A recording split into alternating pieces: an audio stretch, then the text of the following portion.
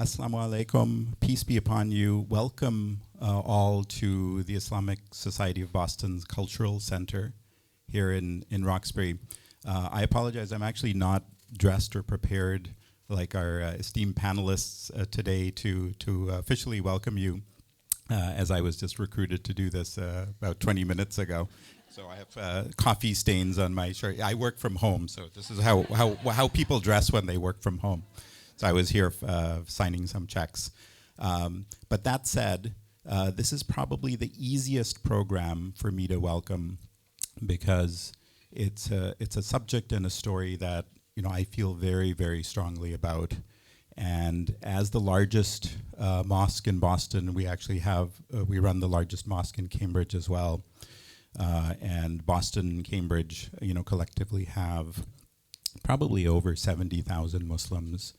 And just this past Friday, we hosted our Eid al-Fitr celebration, probably with close to 6,500 folks here who came to celebrate Eid and the end of Ramadan.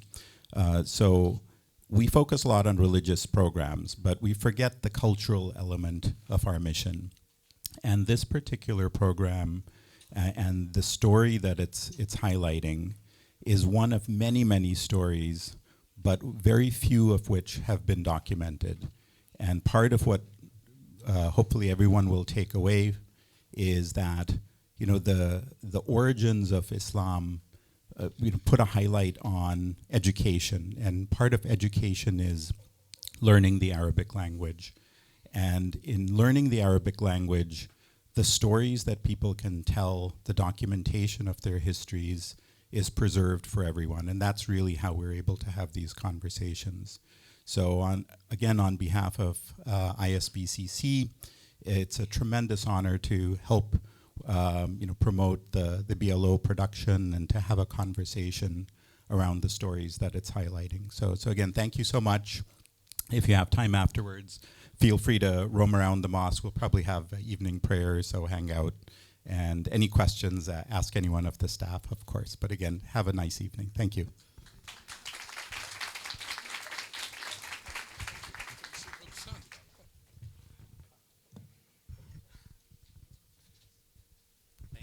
Thank you so much for that warm welcome and introduction, and thank you all of us for joining us this evening. I'm Bradley Vernatter, the General Director and CEO with Boston Lyric Opera, and it is my pleasure and honor to represent our organization and to express how honored we are to be here participating in a conversation today with this panel that I'll introduce about Omar ibn Said.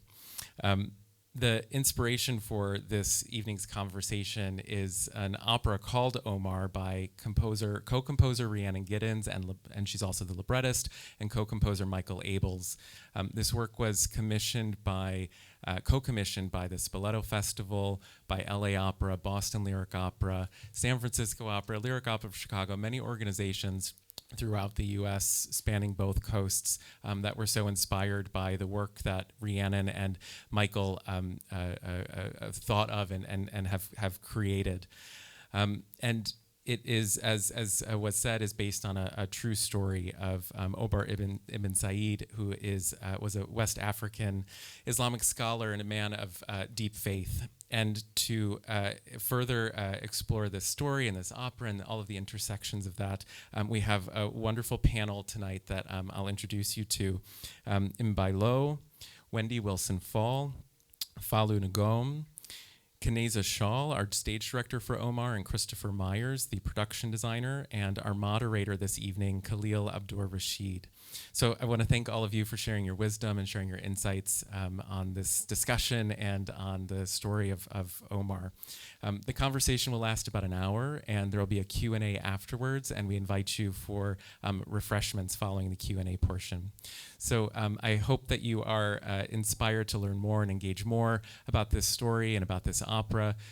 You are all welcome and invited to join us for performances next week, which are May 4th through 7th at the Majestic Theater. I hope to welcome you to the performances there. Now, without further ado, please join me in welcoming our panel.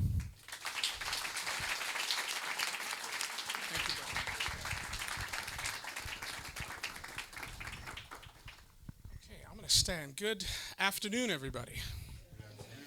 My name is Khalil, Abdur-Rashid. I serve, first of all, it's a pleasure and a distinct honor to be with all of you tonight and also to serve on the panel with our esteemed guests and our panelists. I'm also joined here by my amazing family, my wonderful wife, Samia, who is my partner at Harvard. We both are chaplains, the Muslim chaplains for the university, and our youngest chaplain in training, Layla. I wanted to anchor this in a larger context and sort of prepare us for some of what we're going to hear a little bit from our esteemed scholars that are on the panelists, that are on the panel. And that first and foremost, there are a few things to highlight, right? First, I think, is understanding a little bit about the man himself, Omar himself. And obviously there's a published biography, and now we've got the opera. But I think this story is really important because, as an anchor, because for a variety of reasons, but mostly because the narrative of an enslaved African who identifies as a Muslim and then serves the remainder of his adult life here in America is very powerful because it contributes to the indigenization or the indigenizing of Islam in America. And it really helps debunk the myth that the United States, that America is only predominantly a Christian country, for example, or had no contributions from any other tradition or religious group, and certainly flies in the face of those that seek to promote the rhetoric that Islam is a contemporary import to this country, from a variety of deviant forces. Related to that is the African American community. And the African American community, whether Muslim or not, in general, it can be said perhaps that the African American community is the only community that has embraced Islam as either a religious or cultural phenomenon. Right? I mean, how you find in the African American community, for example, folks that will say "Assalamu alaikum," right? The Muslim greetings, and they're not Muslim, but they're totally comfortable in saying that. And their parents, for example, grew up in the time of not only Dr. King but Malcolm, for example, and the intersections in the African American community of black folks that went to the church and also went to the mosque, right, or had deep connections with both, such that they name one child, Layla, or Bilal or Latifa, for example, even though they themselves might not identify as Muslims. The black American community, as a general body, collectively embraced Islam because of its historical roots, even though the entire community did not convert in the religious sense. There was a cultural, you could argue, adaptation and embracing of Islam, and that's because of the indigenous roots of Islam in this country, which Omar symbolizes, right, number one. Number two, or perhaps number three, is what is most relevant for us in this panel pertaining to Omar's biography, is that Omar was a scholar. And he was a scholar of the Islamic tradition. He himself speaks about his deep, rigorous training for 25 years. He was trained in the Islamic tradition. And anyone who knows anything about this training knows that the study of the sacred text, the Quran, is central to that, right? I mean, any seminarian would understand that the study of a sacred text is central to religious learning. And so the Quranic text becomes part of Omar's expression, not only because he was a deeply religious man and a scholar, but if you go back to the lyrical, the artistic, the musical roots of Africans and African Americans, the Quran is a text that is to be recited with rhythm as well. I mean, if you look at his autobiography, the translation, for example, said he said the translation reads, "I like to read the Quran." But if you look at the Arabic, which is on the opposite page, the Arabic word is actually to recite. So what he's saying is, I love to recite the Quran, right? So there's a melody, there's a tune, there's, almost singing. You don't say you sing the Quran, but you recite it. And the recital, by the way, the word Quran means not only recital, but a public recital, almost a performance, which is why in his autobiography, for example, he says, "O people of America." His interlocutor is not one person, because the Quran's interlocutor is not one person only. It's in one person in the sense of the person reciting, but it's meant to be a public manifestation, which is really profound, because if you take that point and you map it and you trace it throughout American history, and specifically throughout African American history in the United States, you see that music and art punctuates the growth and development and trajectory of not only the African American community in general, but specifically the American Muslim community. Starts with jazz, for example, where the genre of jazz intersects with African American Muslims, and then later on with hip hop, and now opera. Right? Now opera. Right? So this is now part and parcel of the tradition and legacy of American Muslims and African Americans, and of course part of the American artistic fabric as well. But it's very consistent with the legacy of Omar as a scholar, preaching to the public, reciting to the public, and combining his life and legacy as a scholar trained in the liberation of the mind, only to be challenged by the shackles of the body. And so in that regard, I want to stop, I want to close my remarks and then give space for each of our panelists to share their opening remarks as well. But I thought I'd just sort of try to frame this in terms of its relevance, not only for American Muslims and African Americans, not only for artists as well, and scholars as well, but also for us as a community, trying to do what we can to get to know one another better, so that we can leave the world in a little bit better condition than when we found it. Thank you so much. I think, so Professor Mbaye, can we start with you, please? Thank you very much, Khalil, for such a wonderful introduction. I will just brief you, work you through the historical Omar. And before I do that, I would like to express my appreciation for Roxana and V and Sarah and many others that really made this visit possible. So who is Omar ibn Said? Here are just the 4 points that I would like to talk about. Number one, keep going. Here's the historical Omar. This is based on his autobiography, which was written in 1831.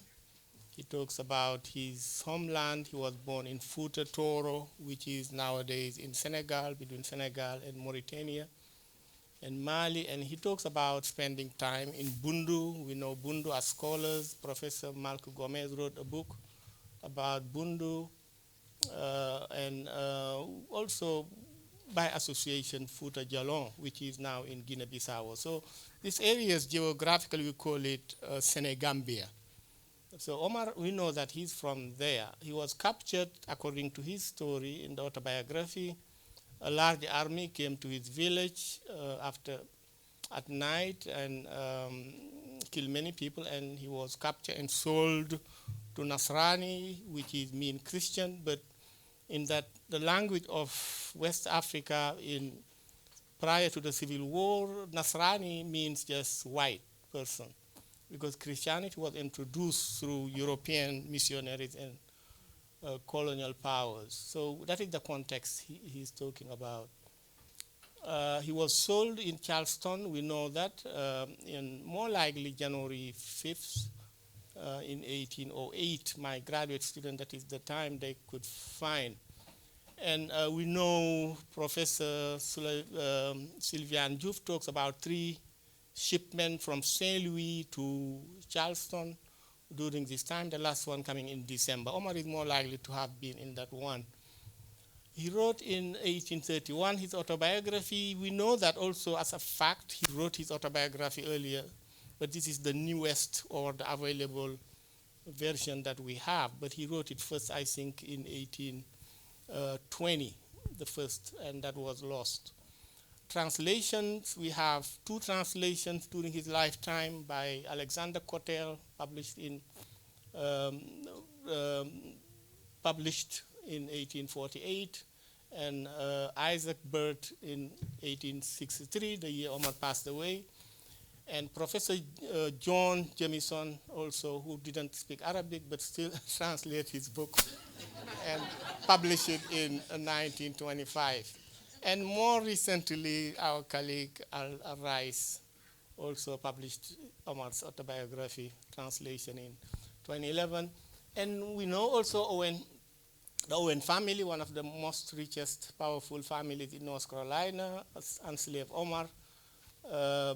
2, the Owen brothers, John Owen, our 24th governor, and his brother, the richest man in Wilmington during his lifetime, James Owen. Omar belongs to him. They moved to Wilmington in 1837, and Omar also moved with them. Omar died, we know that, as the Confederate Army was to be defeated in North Carolina around that time, in 1863. And slavery ended 2 years later. Keep going. Here are things we know. Omar became just the last 5 years. Public interest on Omar, mosque named after him in Fayetteville, next. And the Library of Congress 2019 has this collection of Arabic documents about Omar ibn Said. And also, our governor in May 2019, May 23rd, also was the day of Omar ibn Said in North Carolina. And all of you, you're looking forward to this. I saw it in Charleston last December, and again in North Carolina, in Chapel Hill, just 2 months ago. Wonderful, you guys, you love it. Here's the autobiography of Omar ibn Said. If you can read this, which I always have difficulty reading, we don't have time, but I could read it. The Life of Omar bin Said. Major mistake. His name is not Omar bin Said, but Omar ibn Said. That is what he wrote in all his documents. So this is something central to our study, just how these amateur scholars really distorted the image of Omar throughout his life. But this document, the autobiography, is available on the Library of Congress, yes. Problematic features of the autobiography. This is central to our studies. It is problematic for us scholars because it's the only slave narrative written in slavery in a non-European language. Prior to, during the antebellum, there were about 100 of them. Yeah, but this was just the unique. In a way, also, something we can discuss later, slave narratives generally, my colleague, wouldn't say slave narrative, but freedom narrative, is really another language of the European Enlightenment. It is talk about, about freedom, about separation of powers, about logic. Omar is not in that business. That makes it very difficult to understand. Number 2, Omar opened his autobiography with a protest. I cannot write my life. Yeah. And then put some 8 blank pages, came back, I cannot write my life. That is why our book, which is coming, and you guys, I want you to read it, and feel free to email me, Professor Lo Aduk. I promise I will get back to reply, but that is the name of the book that I wrote with my colleague Carl Ernst. Yeah. The text addressed 3 audiences. It talks about my brothers. It talks about Sheikh Hunter, We couldn't relocate, but we know two hunters during his lifetime. There was Eli Hunter, who was very active in the Boston, New England area with the American Colonization Society. I also know James Hunter, a reverend in North Carolina, who died in 1831. So he has to be one of them. But Omar respected him and called him Sheikh. Yeah. So the third audience was American. In the autobiography, we'll talk about or American, or North Carolinian, or South Carolinian. Yeah. But all this audience, they can't hear him. They can't. If they can't read Arabic. Yeah. Each of these, if you look at the autobiography, which we did, you have 5 sections. Each one is revised twice. Yeah. And the last point is very central. When Omar talks about his enslavers, he can't talk about himself. He talks about them. And we know Roy Pascal was a British scholar of German studies, wrote one of the best books about autobiography. His argument is autobiography is about narrative of the self. But Omar is not really telling us about himself. He talks about the Owens more than anyone else, and more than himself. Yeah. So the point that we reiterate, you can keep going in the book, is Omar cannot write because he's overwhelmed with slavery, and the slave cannot speak. These are examples that what we did in the autobiography. This is Omar's text. We broke it down this way, A, B, C, D. And look at Omar's way of speaking. We don't have time to go through it, so let's go to the next one. Omar put these blank pages. I cannot write my life. My name is Omar ibn Said. I was born in the village called Futa, in Futa Torah, between the two rivers. I spent 25 years studying it. I went to Bundu, blah, blah, blah. My sheikhs, my teachers were my brothers, and blah, blah, blah. And then he stopped, and he put 8 pages. So that is a sign of protest. He's protesting. Because he wrote before, was not published. This is something we discussed in the book. We don't have time to go back to it. But he knew that he doesn't have audience. And we know about writing is not about the author, but it is about the audience. There is a fiduciary relationship between the audience and the author. So what happened to a writer if you don't have readers? Omar was aware of this issue. Go next. This is the book. You guys, you can scan this. QR, it takes you right to the publisher's web page, and you can order the book. It will be released in in July. So we started with this book with my colleague Carl Ernst. We taught a course for Duke and UNC students, graduate and undergraduate, on Arabic of American slavery in 2019. And that was the earlier days of the black protest. Carl told me, Mbaye, we have to really write a book about this. But in the academy, you always commit from a book to another one and running into these deadlines. My colleague did to him say, no, Mbaye, we can't wait, because Omar was the witness and the victim of racism. And this is the time to write this book. So luckily, we were able to start this project. So go next. And we get really about 18 documents, surviving extant document about Omar ibn Said. Some of them never been translated before. One of them we got it really as we were getting ready to send the book to the publisher, Duke and UNC. UNC in particular purchased the document, and we added it. So 18 documents collected, collated, translated, yeah. And to what? To give Omar a voice, yeah. Because there is a major problem that we address in the book. This is where people around him, scholars around Omar, they were mostly amateur scholars and missionary groups. If you look at this post just quickly, Theodore Dwight was well-known amateur scholar, Secretary General of American Colonization Society, affiliated with the Ethnological Society and the Oriental Society. Cotter, who spent some time in the Middle East, the first translator of Omar's documents, Alexander Cotter. And you have William Thompson also was consulted, very preoccupied with Latin American missionary groups. And George Post, who fabricated a lot of really imaginary documents in the name of Omar, promoting Christianity in West Africa. And Isaac Bird, the second translator of Omar's work. So there is a story around these people and what they role in the life of Omar. Next. We don't have enough time, but here are just things that are very important for us to know. the argument they made during his life and during the reconstruction and to the progressive eras through the coming of the Civil War was Omar not really an African. Timor, who was a popular North Carolinian popular historian, wrote that Omar, in an article he wrote in 1927, the legend of Omar ibn Said, he was not African, he was not black. He was a prince of Arabia, and he introduced Christianity to the country of Arabia. So happy to be slave to the Owen family. So you see a connection between defenders of white supremacists and the lost cause as they actually accept the message of Omar around 1904, 1905. So we study in the book their role in promoting this new image of Omar as someone who was very happy to be enslaved. A convert to Christianity, just there is no basic for it, based on what Omar wrote and based on our understanding and interpretation of his life. He studied the Quran, which they didn't see as producing any knowledge, refused to return to Africa. That John Wilson wrote a book in 1855 in which he claimed that Omar committed a crime in Africa. That is why he refused to go back. No evidence. Yeah.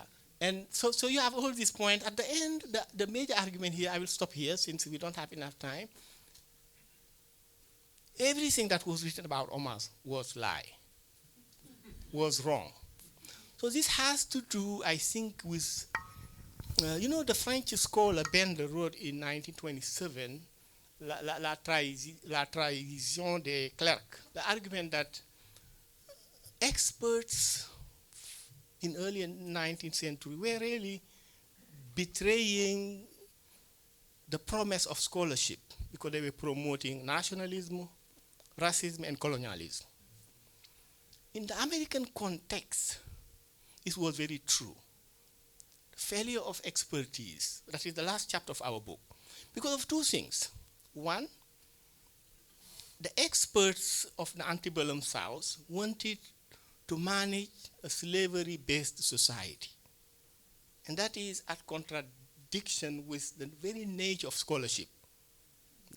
And the second point is you have the fuse between this expertise and missionary groups. So people promoting Christianity in West Africa, they also promote colonialism at the same time.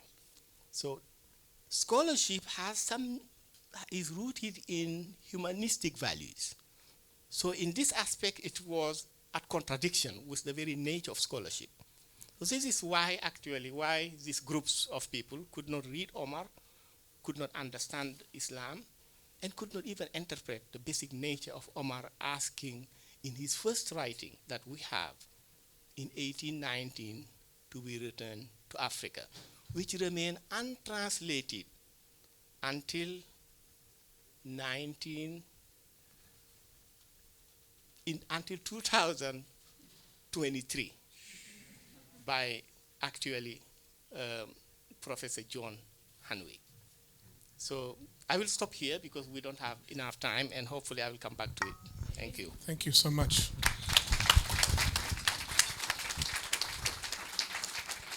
Professor Wendy. Good afternoon, everyone. Very happy to be here. Thank you very much to the organizers. Thank you, Jennifer Yanko, for your role in this. Roxana, V, Jane, and anyone that I've made the error of not mentioning. So I'm going to do two things here. I'm going to sort of say a little bit of a personal story, and then I want to outline some tropes that I think the presence of Omar calls to our attention. So I'll first say I am a social anthropologist and trained as an Africanist, but I also was called to do some research about some African Americans who insisted they were from Madagascar. And those people were also not believed.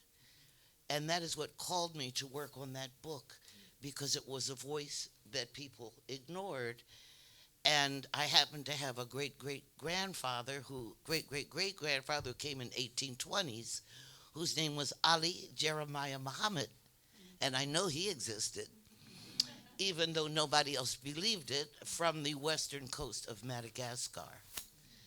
So, that said, I want to call our attention to some of the tropes that we are innocently misled by, that we don't even know we're influenced by. And I figure if I do that, it might stimulate some more interesting conversation later without going into too much narrative. So that's what I'm going to do. The first one is isolated Africa. This is a trope we're all familiar with. But if Omar ibn Said existed, was it really an isolated Africa? What was that Africa connected to have that religious history? So I'm just going to go very quickly, if you'll forgive me, just to get some ideas going. Another one, Africans couldn't speak with one another. None of the slaves could communicate with each other. However, on the contrary, where Omar ibn Said came from, the Fleuve region of Senegal was the site of the Tekrur Empire. It was the site of the Denyankobe Empire. It was a part of the Mali Empire, where the language of Mandinka or Mandingo was widely spoken, and that area was almost as big as the continental United States. So it doesn't mean that people only knew one language, or that many people from the same cultural area could not speak with each other, even though they were not all fluent, which leads me to point out that perhaps there were more than one Omar that got on the ship. And I would like to point out that it was not economical to just pick up one person at a slave port. It was a business, ugly as it was. So if there was an Omar, we can assume there were at least 10 or 15 other Omars that we do not know about coming from that region that they're lost in the recesses of the past. And also that they are coming from not just a religious area, but a civilization from the Senegal River Valley, where religion and ethnicity are tied very closely together, that create anybody who grows up, even today, in that area. The people who speak Pular have a saying, which I'm around big linguists, so I'm taking risk here.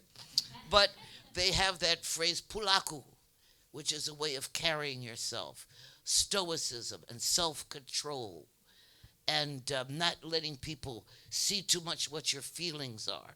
That's also part of Omar ibn Said and where he came from. There's also a trope, people seem to imagine that all the Africans came here 400 years ago. But actually, the slave trade peaked between 1740 and, around 1740 and 1810, with the highest peak around 1760. So we say 400 years as a sort of a symbolic reference for the few Africans who were here in the 1600s, in the 17th century.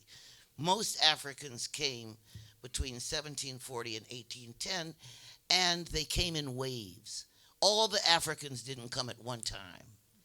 Many Africans came in many waves of arrival. So we also have to imagine that somebody who's from Senegambia or from the Congo wakes up one morning, goes down to have his breakfast, and there are two other Congolese who just showed up, or somebody from Angola, or somebody from Wallo in the Senegambia. So 400 years is a good sort of vernacular reference point, but specifically it isn't quite that long ago. Another trope, there was generalized Christian practice during slavery. Most Africans were not Christian until the Civil War. It was against the law in most of the South. They were not supposed to read and write. They were not supposed to congregate. They were not supposed to have access to all parts of the Bible in case they got bad ideas. What they could do is sometimes attend a white church in the back part of the pews, or they would have a selected preacher come and preach to them in whatever area they were allowed to congregate.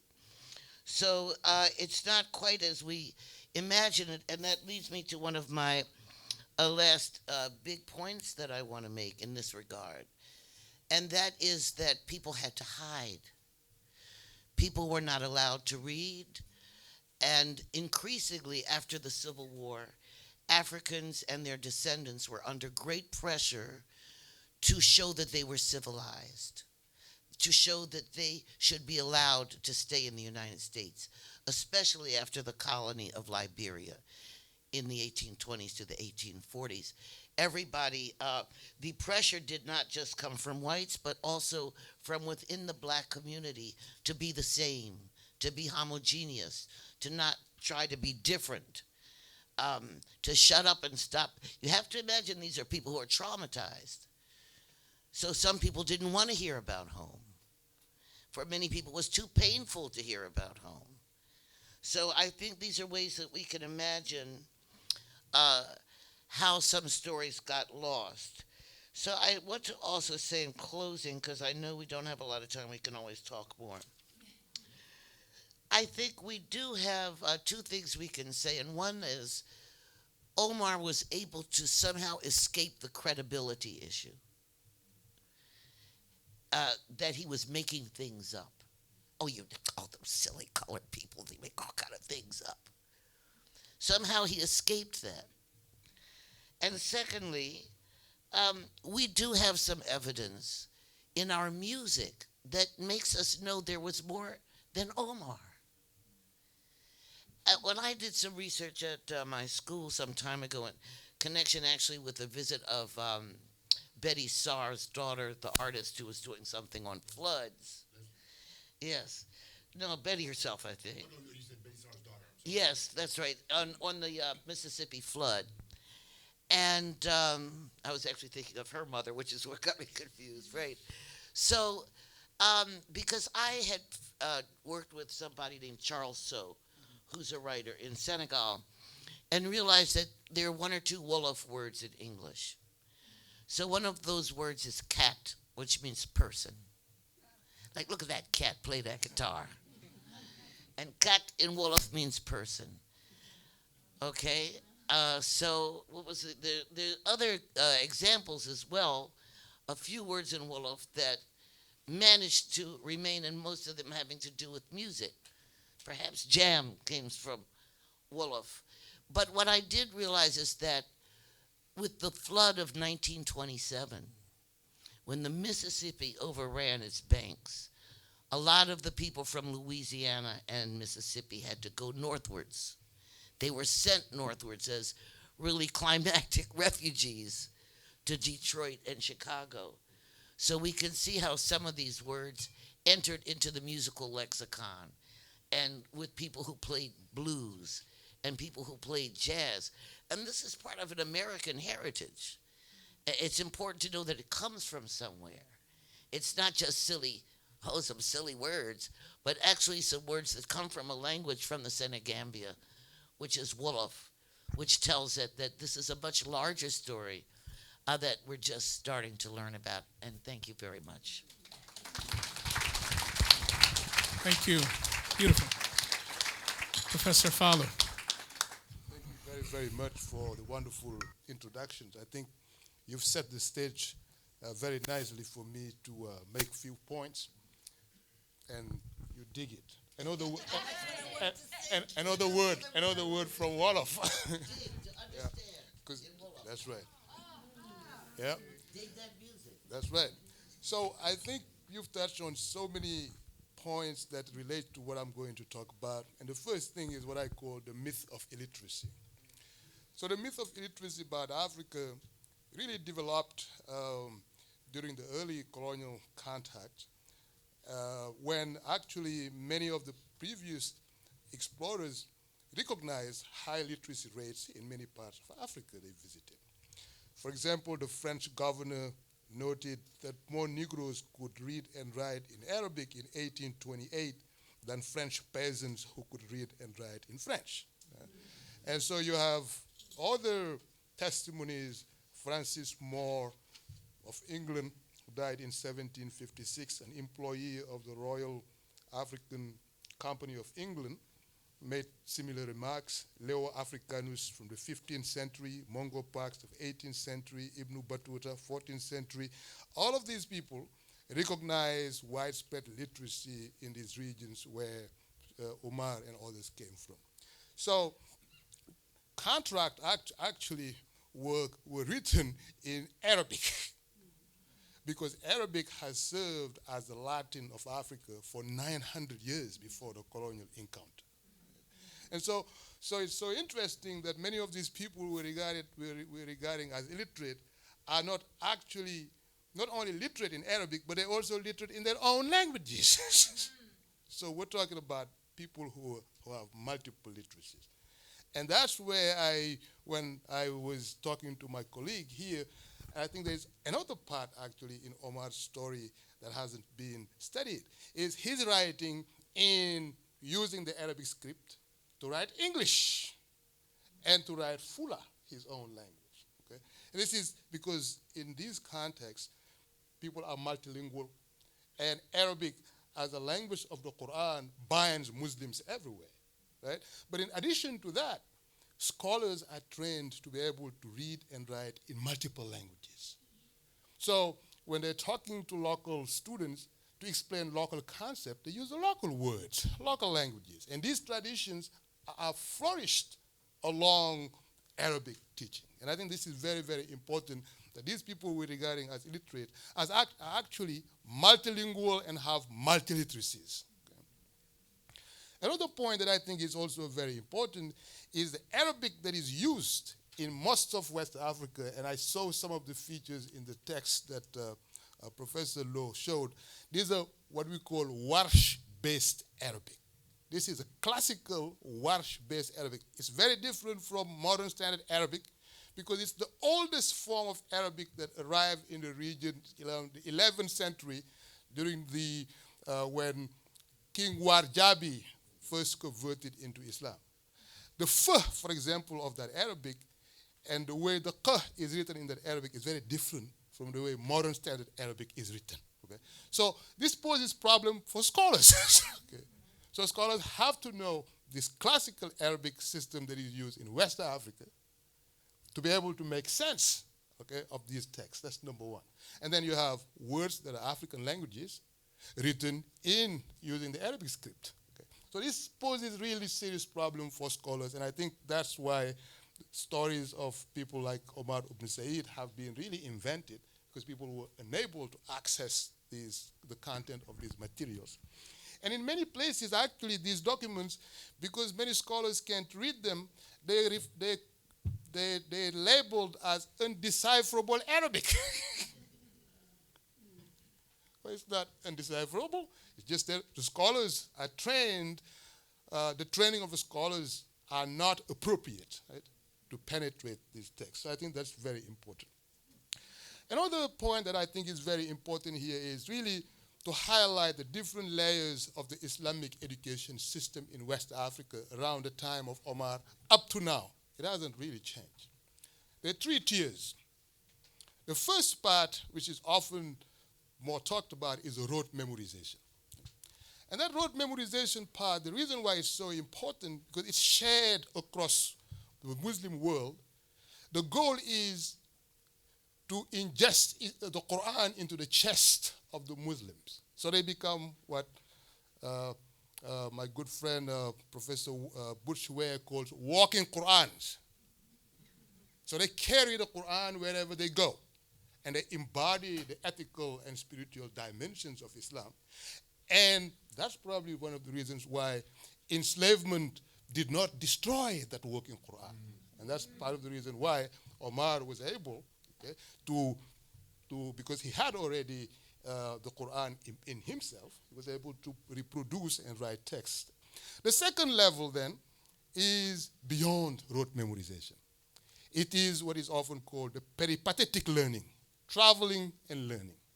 So in this case, for example, this is still going on. This is still going on. So after you memorize the Quran, you may travel to a different country because you want to work with a particular scholar who is a jurist, or somebody who specializes in astrology, or somebody who specializes in medicine, right? And you would stay there and study until you graduate. And graduation is based on two principles. One, knowledge, but also morality. So you were tested based on the knowledge you have, but you were also tested whether you are a moral person, because they understand that knowledge is power and can be misused. Okay?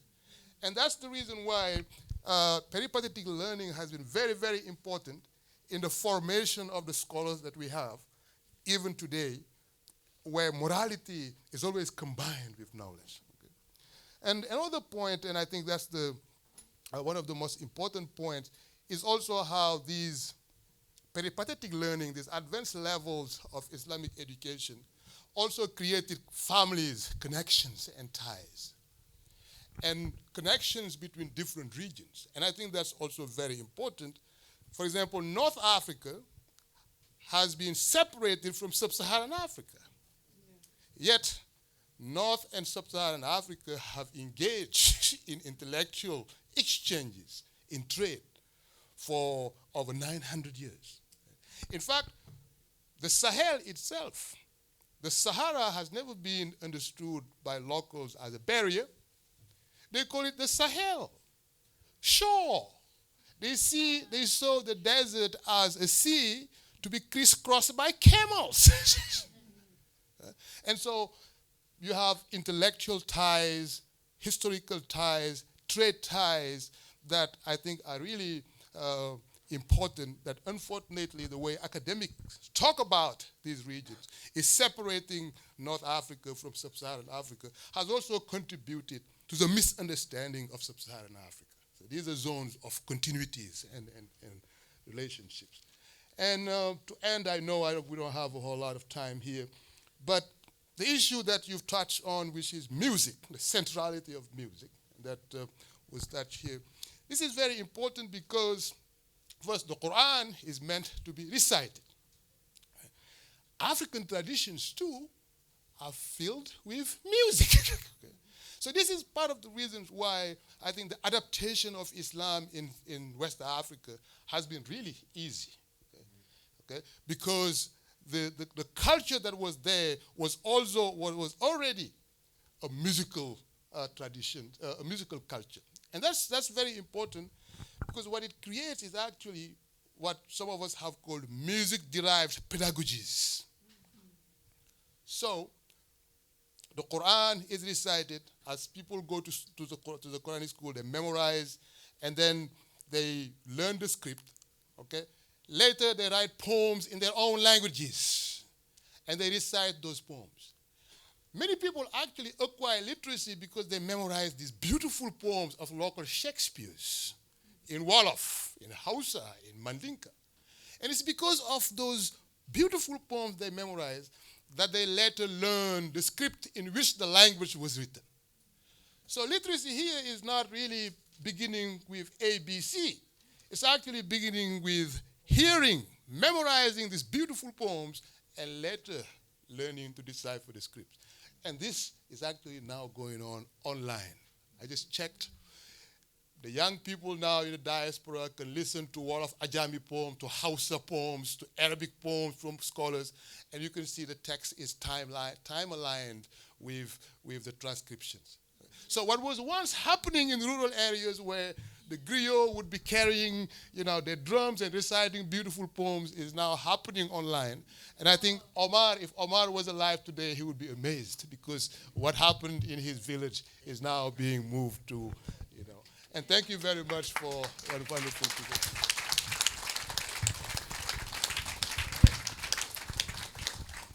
From ABC to poetry. All right. Mrs. Kaniza. Yeah. Hi. Good afternoon. My name is Kaneza. I'm the stage director of Omar, and this is Christopher Myers, our production designer. Should we share time? What do you want me? You want me to go first? All right. We have some photos. We're gonna play it by ear. We have lots of collaborations. One of the things that's so exciting about telling this story in Boston is that Boston is so big in the imagination of the United States. and Boston is busy imagining itself within the United States loudly everywhere. And so you really can't think about the United States without thinking about Islam as part of that fabric, and so it's wonderful to be with all of these incredible thinkers here tonight considering this question.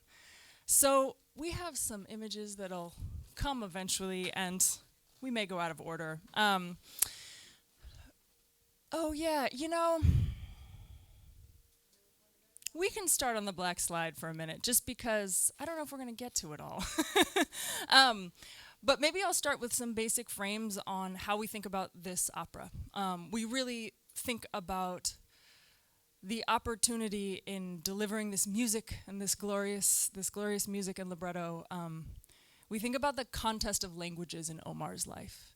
How do we tell his spiritual journey through the contest of languages in his life? And that's spiritual languages, and that's written and spoken languages, and that's also languages of material, languages of place, languages of culture.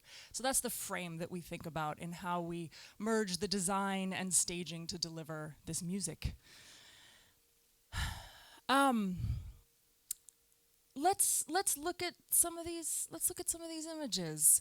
We start in Senegal in a land of fabric. We use fabric as a way of thinking home, thinking spirituality, thinking base. These are some wonderful artists who think fabric, and some reference photos. You can go forward.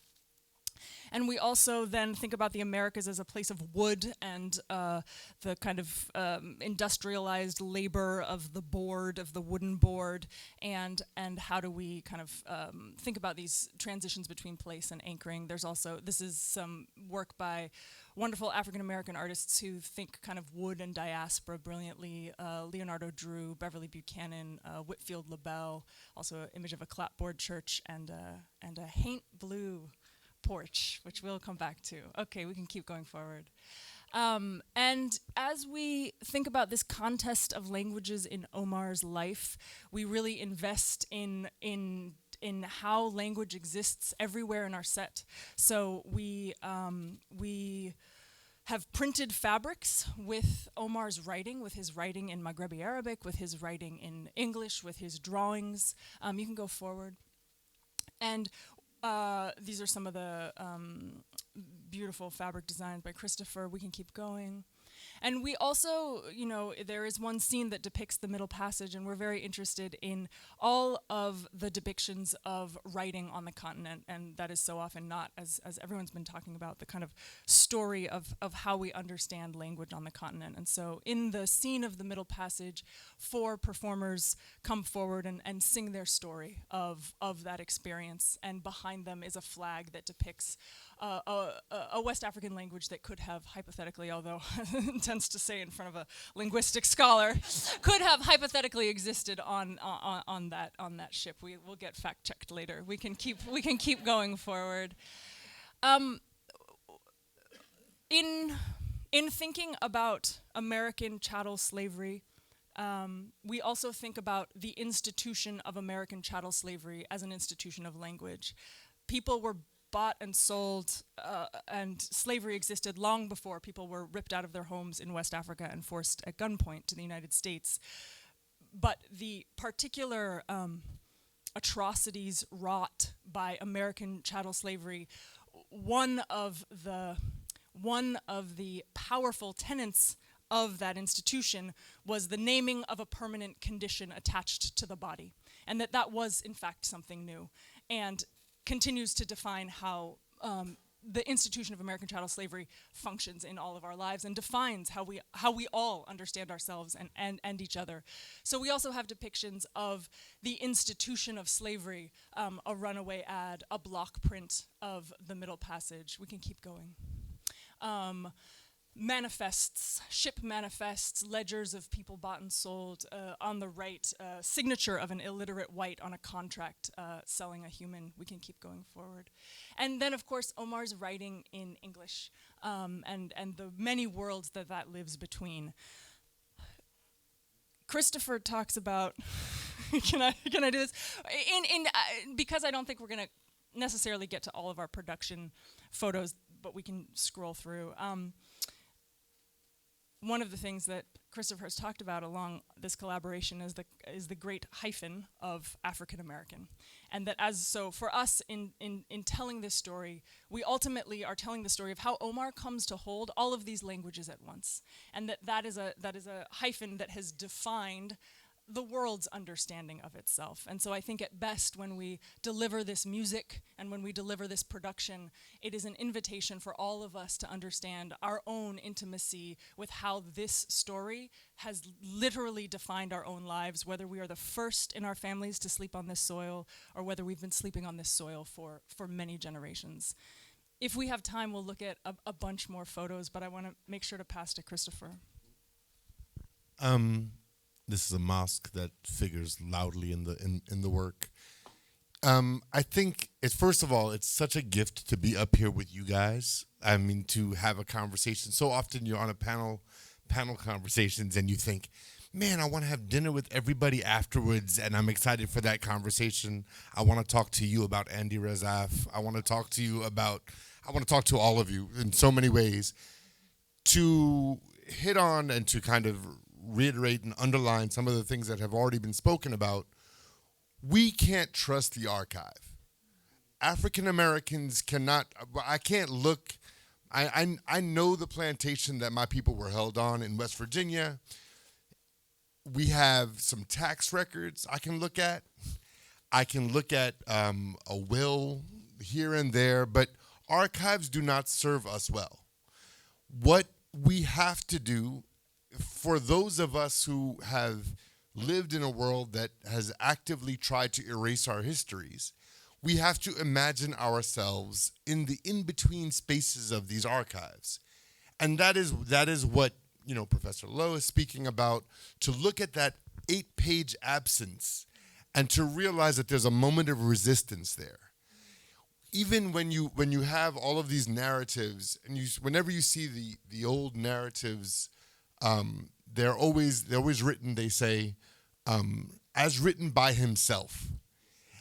And there's a moment of methinks thou dost protest too much in that, because clearly these are mediated narratives.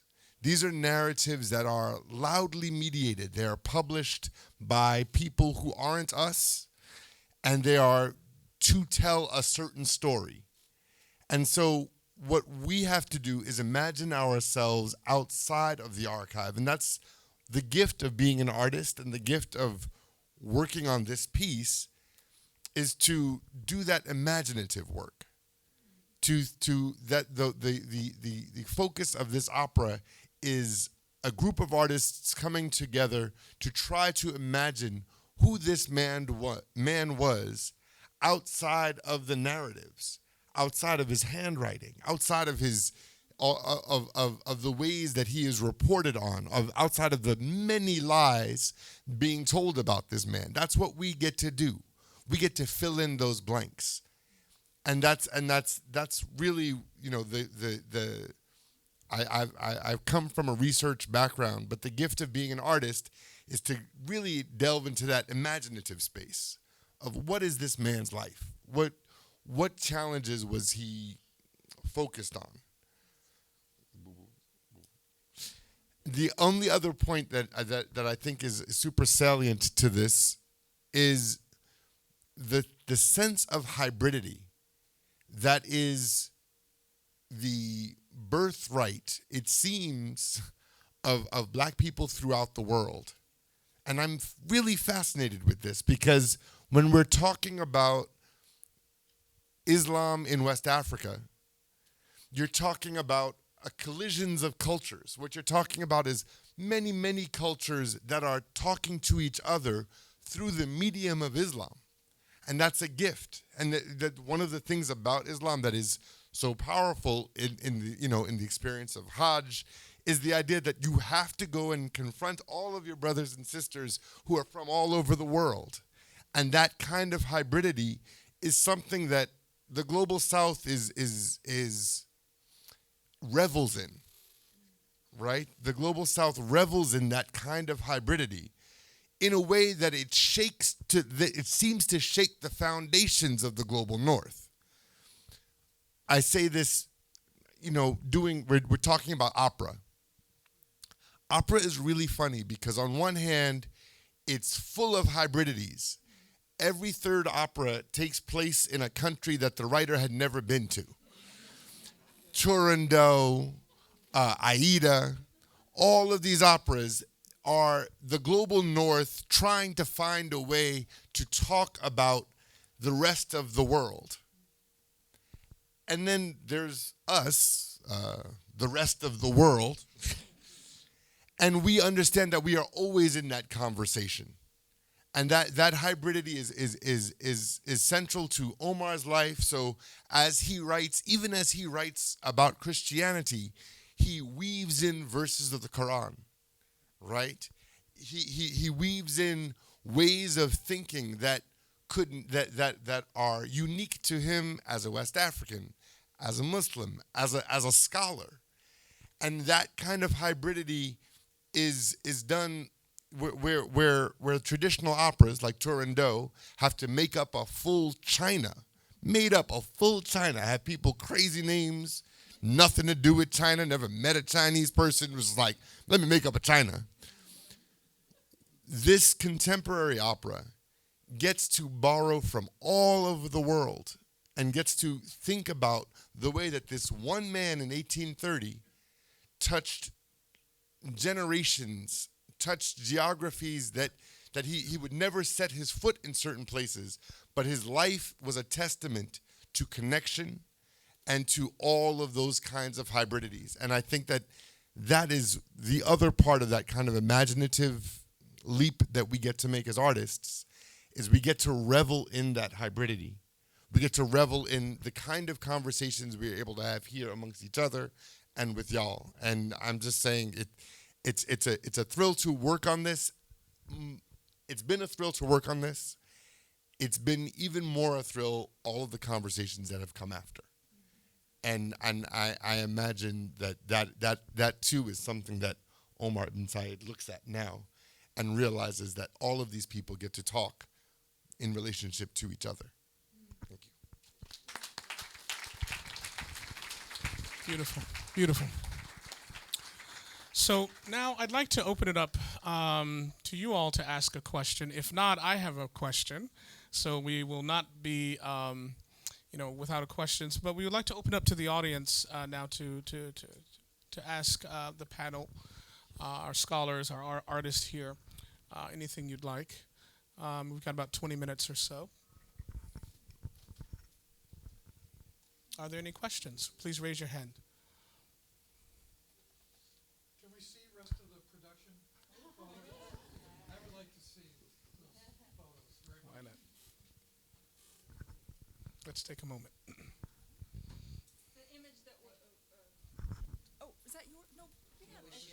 We're sharing. Okay, are you sure? Okay. I didn't want to take yours. No. The image that you saw earlier was a image of a mosque in Mali, and as we're all as Christopher was talking about, and I think an important thing about how the opera was conceived and how we address it in bringing it to the stage is it's an imaginative space. We're making a third reality. This is not a material depiction of Omar's life. This is a telling of his spiritual journey. It is one interpretation of how to think through these ideas, and we have to build a third context in which to share these ideas. So the image that was up there previously, yes, is a mosque in Mali that we ground, and you can go forward. And so you see these flags on stage. We were talking about fabric before. You can go forward.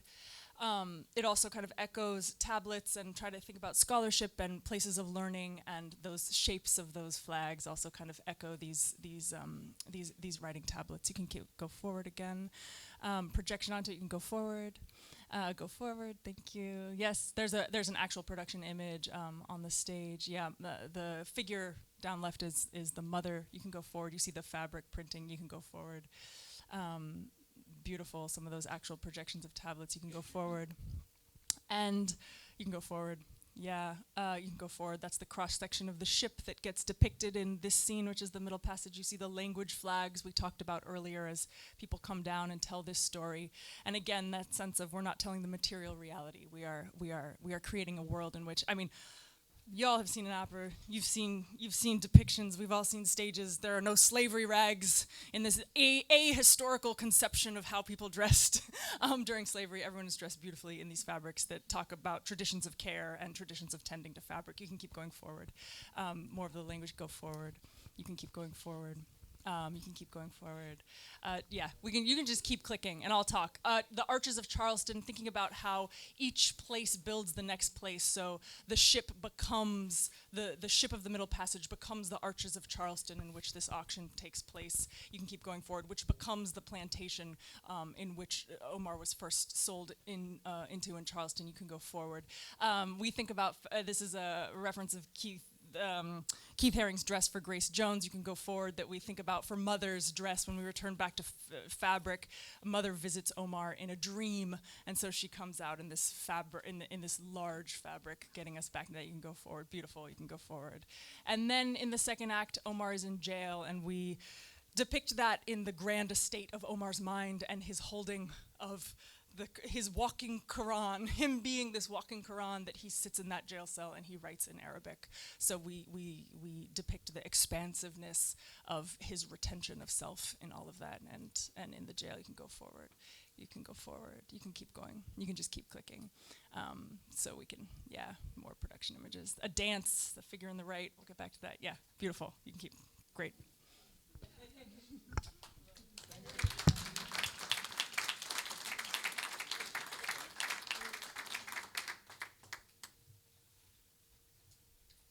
Any other questions, y'all?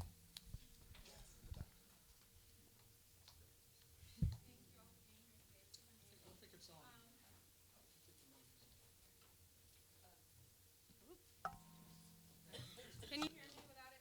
We can hear you. Okay. We got you. So I have sort of a question for the artists and a question for the researchers. Two sort of sides of the same coin, and I totally relate to your feeling of, well, the scholars are here, so I'm just going to skip over this part.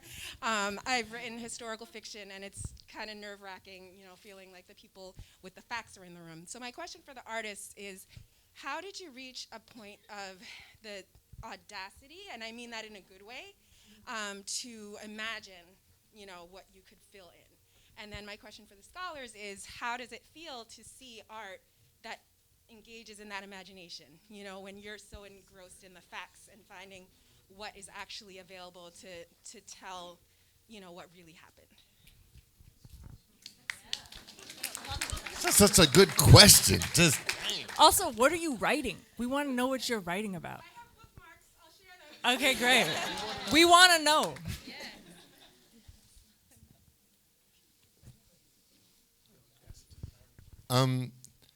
The audacity is, I'll tell you, for me, there's a thing about need, right? Stories need to be. And there is a thing about this story that, you know, as our esteemed colleagues have talked about, there are massive gaps in this story. There are people who look at Omar's life as an exemplar of, you know, how okay slavery was. People will say that. They'll fix their face to say that to you. And so there's a question about how then do we deal with that? And so the audacity is more about the need to tell a story. The fact that this world, slavery is one of those stories that everyone feels like has been told. And at the same time, I know personally that I don't feel like my family hasn't been told. And there are 1,000 stories and 1,000 stories after that and 1,000. So there's a need. And I think that is something that makes you brave, as much as I am absolutely shook to be with these smart people. There is also a shookness, but it's also that, I mean, there's also a sense, I can't lie, of, you know, they're in a very, very long, extended kind of way, fam. And we are all here for each other. We all got up here, we looked at each other and said, hey, oh, all right, that's who we talking with? That's good, you know. Well, there's few things, and I think actually I feel small, faced to your accomplishments. And I think that what I find so interesting is that, the art reflects many aspects we haven't even talked about. I can see, for example, I think important elements that highlight the knowledge system in which he grew up. For example, the potency of Arabic letters and numbers that are used here in the khatim, which are called magical squares. This is a very important part of his spiritual struggle, as it is now even being used today in present-day Africa.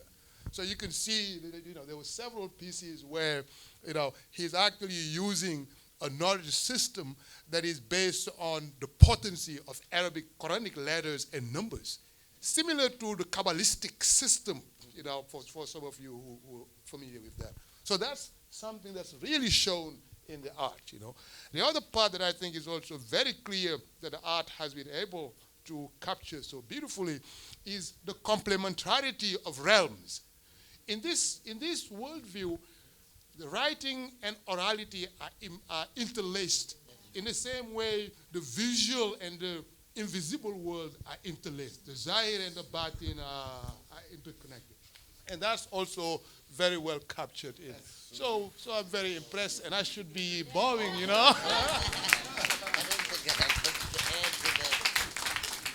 Yeah, I may just add few points to that.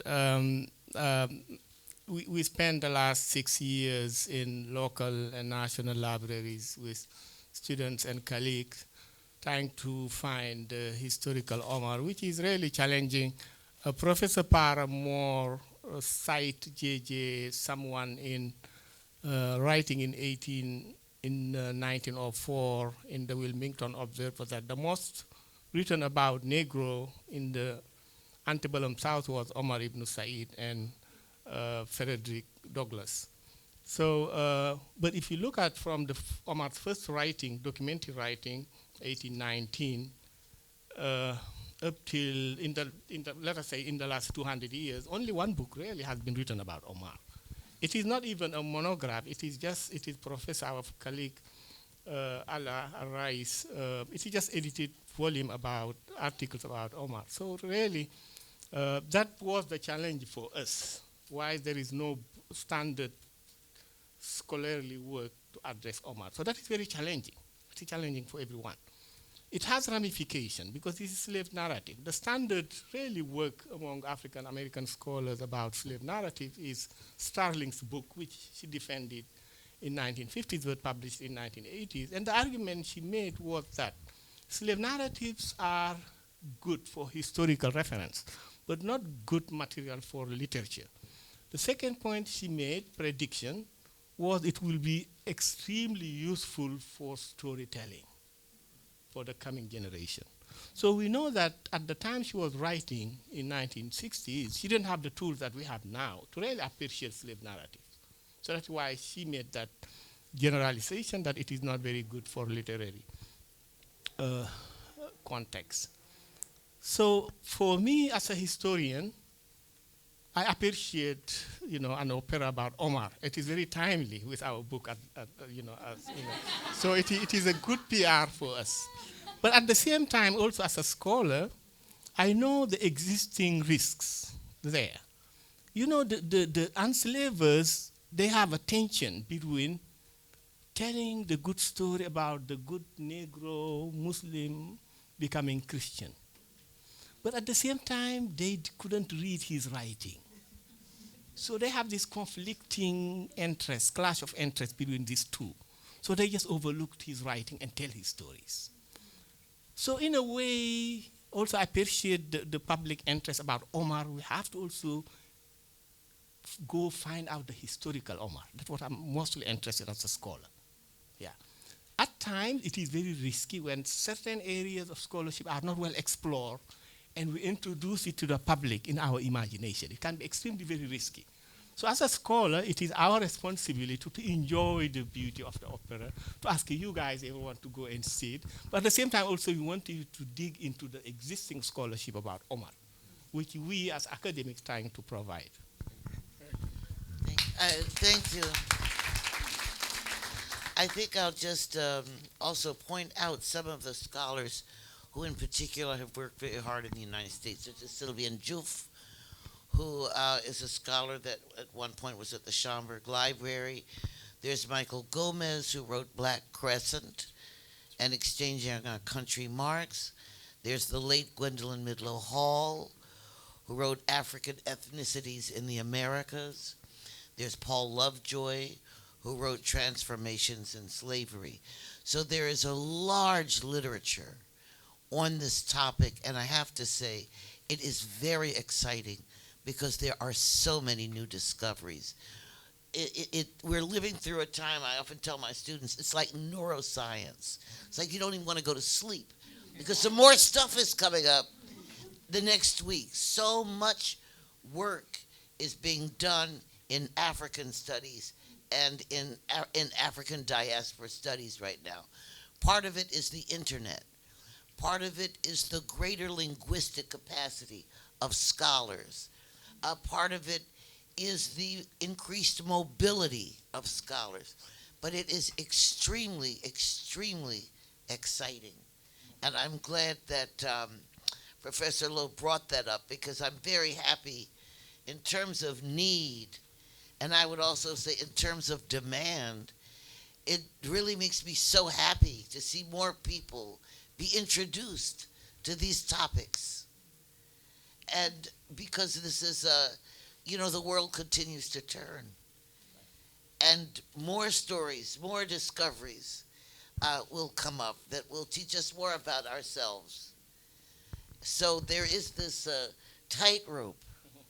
But at the same time, the world is getting smaller in some ways that we don't even anticipate. That suddenly now, everybody in this room knows there's a futatoro. That's right. Right? So, thank you. That's right. Well, I think what we need to do is I want to ask each of you to offer some closing remarks about the significance of this opera for today's generation, its relevance for not only the opera, the story, the narrative, dealing with it as a case study. But before you answer that, I want to give you some time to think about it. I want to put out a final question. Because Professor Lowe put up here the slide from the autobiography, which is very powerful, of course, and Omar's statement, I cannot write my life, which he responded to because somebody asked him to write about his life. And we all know, or maybe some of us know, and personally having trained in the Islamic tradition and the scholarly tradition, scholars write, right? And more importantly, spaces on the page are not neglected, let alone 8 pages. Scholars write and they fill the pages. At the same time, there are, art serves as a medium and a genre for articulating things that can't necessarily be clearly articulated in a way. Poetry can communicate things in a way that's very different from prose. How do you explain what love is? Try doing that. Try writing an essay on love. Write poetry on love, that's a very different thing. So the questioner asking him to write about his life serves 2 problems. One, as a scholar, no scholar would write about no Muslim scholar would write about their life, particularly who's trained in the classical tradition. Muslim scholars don't write about their lives. Even the Prophet Muhammad himself condemned and criticized the writing of his own words down. And so the scholarly legacy is not to talk about yourself. That's a moral issue. 2, so the question the question is problematic, which is interesting, and it serves a purpose of coming from a particular worldview. But Omar took the question and received it as a scholar would and should. But the question I want to ask you is about the response. I cannot write my life, which echoes the Prophet's statement about read, and the response was, I cannot read. So I cannot write. Was the cannot here, is it a linguistic cannot? and therefore the 8 pages? Is it a moral cannot? I'm ashamed to talk about myself. What kind of arrogance? Is it a communal cannot? Why should I talk about myself and my people are like this? Why am I special? Is it a poetic cannot? How can I describe, this in words? How can I talk about my life? Is it a traumatic cannot? I could speak, but if I speak, you think blank 8 pages of blank 8 pages is a problem. What if I fill those pages? Right? What does cannot mean? And perhaps the opera can answer that, right? Because what cannot be written could only be articulated through art and through the combination of depictions, music. Is it a cannot in the sense of my life has to be articulated via musical composition, right? That doesn't have to be, but that's a question I threw out there that I hope you could answer in your closing remarks. If you cannot answer, you are excused for. But those of you that wish to use poetic license, so be it. So the relevance of this, along with that. Thank you, and we'll close.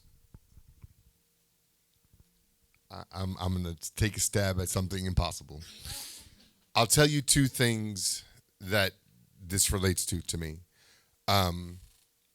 One is because we're with academics, I'll dredge up an old academic hat I used to have.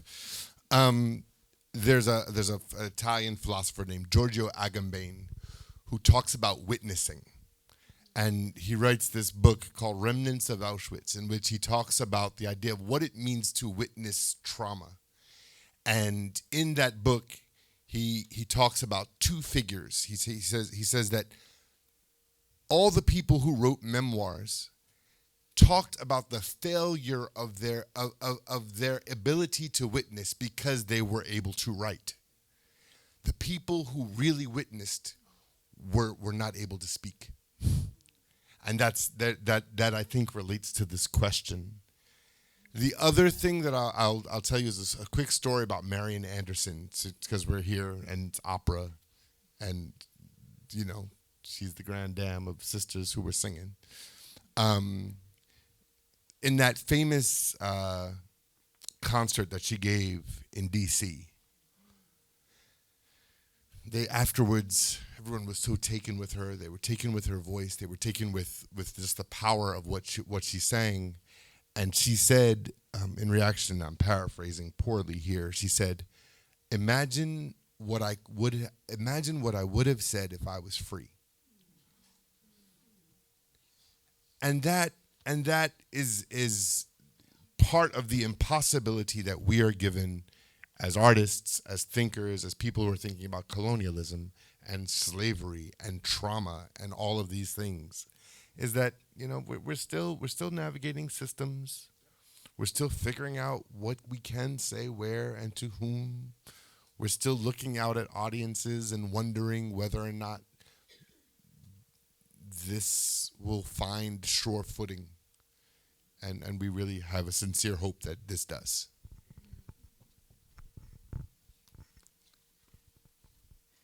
I think we enter those 8 pages humbly, and we enter them with the understanding that this is a single, a singular within the massive collectivity of the theater, of the opera. It takes so many people on all sides, but we enter it with each artist setting their terms, and the way the staging of the opera begins, our phenomenal tenor, Jamez McCorkle, who plays the role of Omar, walks onto the stage as himself, wearing the t-shirt he loves to wear, and he dresses as Omar.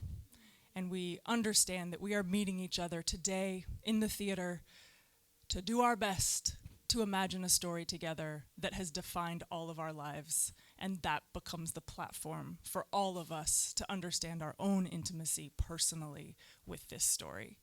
So I think we humbly bow to the ferocious omission and resistance and unknownness and the power of his ability to define our not knowing of him in those 8 pages, and we humble ourselves to hold these ideas.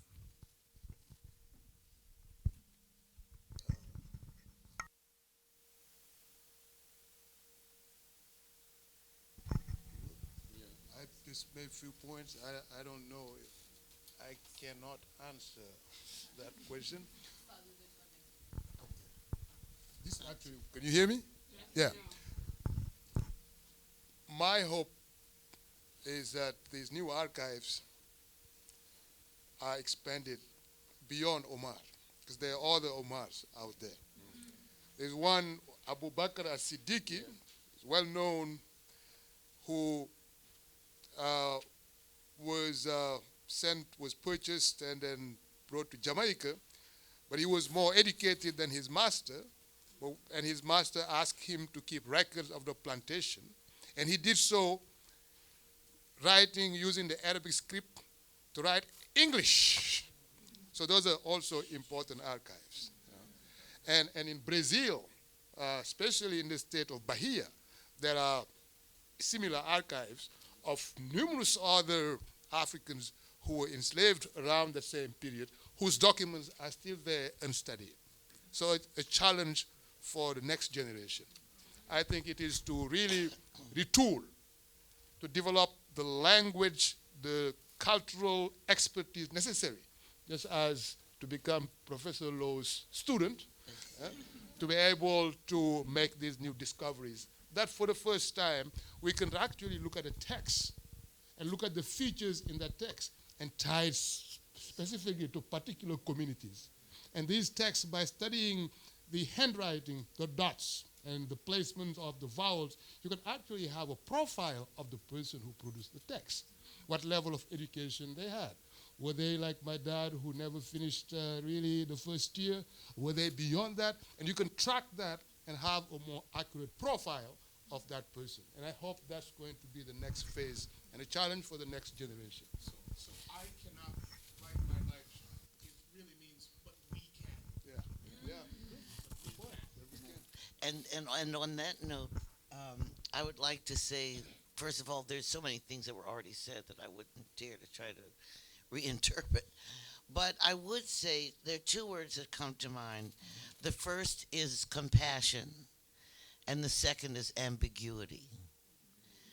So I think that the story of Omar, as art does, brings us to exercise and imagine and think about compassion. And it also asks us, like those 8 pages and other things we don't know, how do we live with ambiguity? How do we even respect ambiguity as actually a central feature of life? One of the things I have found in my own research is that after that, I'll no longer assume that no black person has a story to tell me, because I don't know. We don't know. You know, in Timbuktu, as Jennifer Yanko and Falu and we all know, here, the scholars of Arabic hid their scrolls in their walls when the French came, because they were afraid for the French to come and take away their manuscripts. So there are 2 things. One, there is a notion by many great African scholars that this walking Quran and people are archives. A human being is an archive, number 1. And number 2, we don't know what people hid. Because wounded people hide things. We do know there's a Robert Johnson who sang blues and wrote At the Crossroads.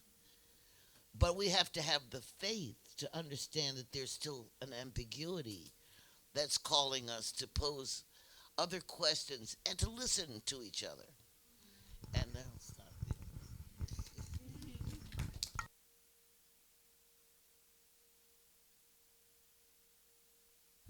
Yeah, I will just add a few points to that question.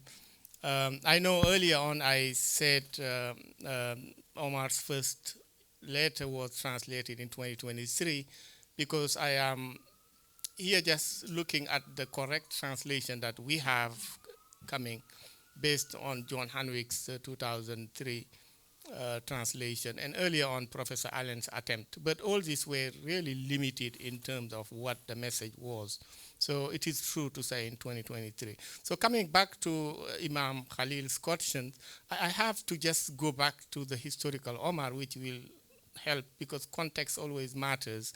The Professor Nyan, who wrote a book in French, Le Mandinke de l'Ouest, which studied really Bundu, which is mentioned in Omar's references, said that the Marabu, the Sheikh here, is trained to do two things: to heal, that is first, and to teach. So Omar was not trained to write. So that is why in our book there is a beautiful story there. We based on oral interview we did in Futa and so on.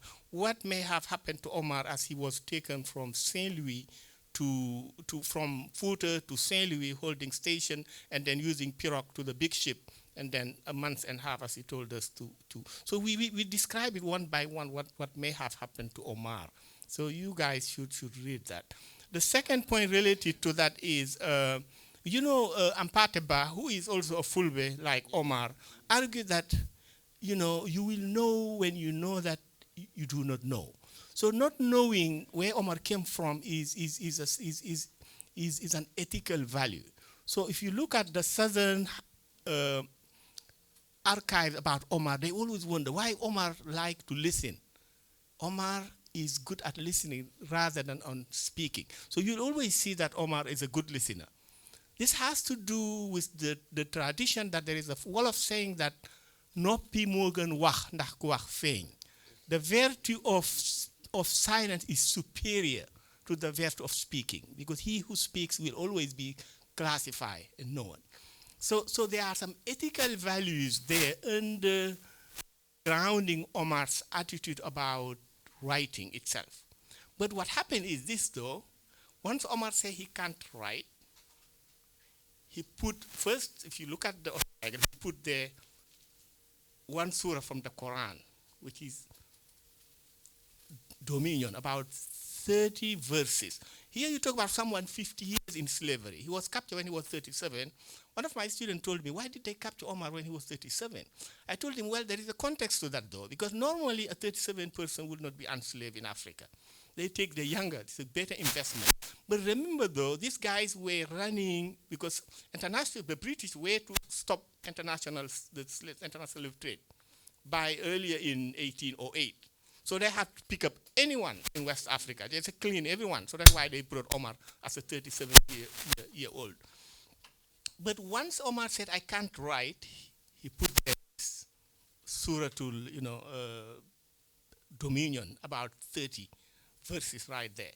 And then he went on to cite, 12th century scholars. Here he's citing 9th century scholars.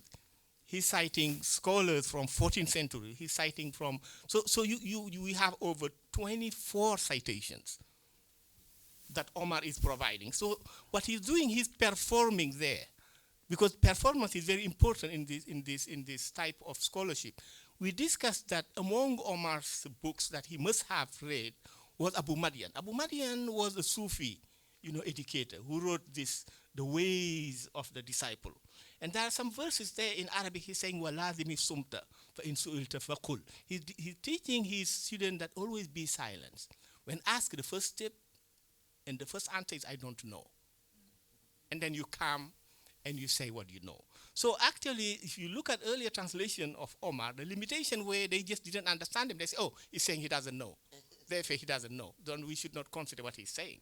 But in all this writing, Omar will say, "I don't know." So he's struggling here ethically, but he will come and perform.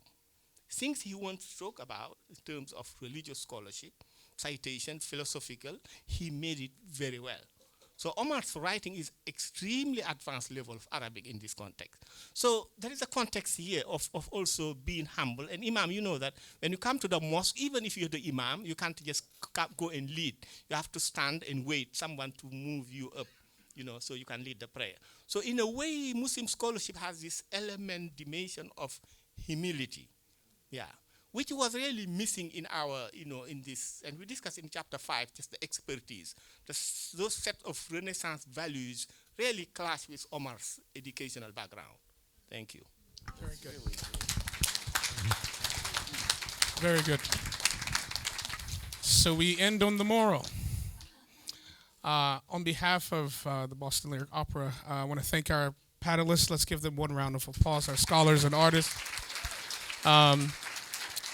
I also want to give a deep appreciation for the Boston Lyric Opera as well, and we certainly look forward to the production. I want to hand it back to Roxana. Thank you. Thank you so much. Thank you so much, Khalil, and to all of our wonderful panelists. Everyone, thank you for being here, and especially to the Islamic Society of Boston. In 1 minute, you are going to hear the call to prayer in the mosque. You are invited, thanks to our wonderful guests, and my colleague Karim El-Razaz is in the back of the room. If you would like to bear witness to this moving ceremony, you are welcome to be in the atrium, and there are seats downstairs. You can also stay in here, and the space will be with us for the reception. Thank you.